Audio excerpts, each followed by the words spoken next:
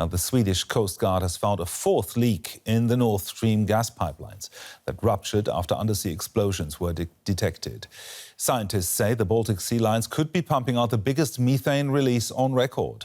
Questions of blame remain as both the EU and Russia demand answers. Moscow has called a United Nations Security Council meeting to address the issue. European leaders are worried about the pipeline leaks in the Baltic Sea.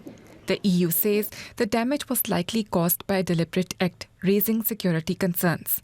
But the European Commission has not said who might have been behind the suspected sabotage. Everything is being done to try to identify the origin of these events and of the explosions on the Nord Stream pipelines. We will have to get to the bottom of this before being able to say anything on the origins of these explosions and who is responsible for them. As Europe's largest natural gas supplier, Norway says it will beef up the security of its energy infrastructure. The events in the Baltic Sea have resulted in the government deciding to further strengthen our preparedness around on- and offshore infrastructures to prevent another incident. The military will be more present and visible near our oil and gas installations. EU leaders have warned of retaliation for any attack on Europe's energy networks. There is no doubt that this is very serious. It is not a coincidence. This was planned. That is what I, among other things, have discussed with Jens Stoltenberg, NATO's Secretary General, because this is serious. Russia says it's launching an international terrorism investigation into the leaks, denying allegations it was involved.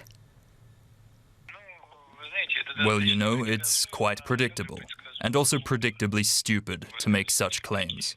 I repeat, once again, predictably stupid and absurd. The gas escaping from the pipelines is also an environmental concern. It contains high levels of methane, and authorities fear it could be the equivalent of 1/3 of Denmark's total annual greenhouse gas emissions. Well, for more on these environmental effects, we are now joined by Sascha Müller-Krenner. He's an executive director of the NGO Environmental Action Germany. Sascha, your organization said that the leaks have already caused immeasurable damage. Could you put that into perspective for us? Yes, it was already told before here in the reporting that this is the largest methane leak that we've ever seen on Earth. This is a super emitting event.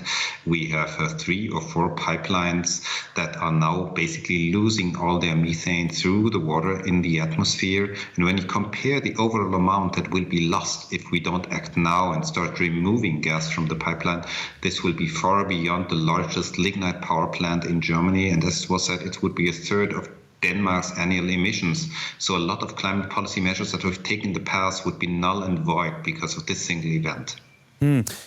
You said that you called for, pumping out the remaining gas. Now, the head of the Danish Energy Agency said that the biggest part of the gas has already come out of the pipes, and he added that the rest will come out by Sunday. So would this pumping out be actually worth it?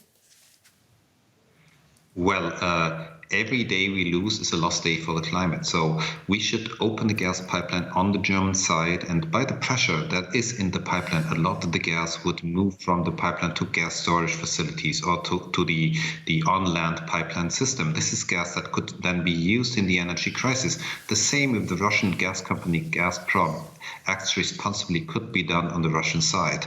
Well, this will not reduce the problem to zero, but it will minimize the problem at least a little bit and leave some of the methane burden from the atmosphere. So what's the worst case scenario, in your view, for the people living close to those leaks? Are there any health issues? No, actually, it's better in that respect. It's better than an oil leak. So there is no lasting damage to the marine environment.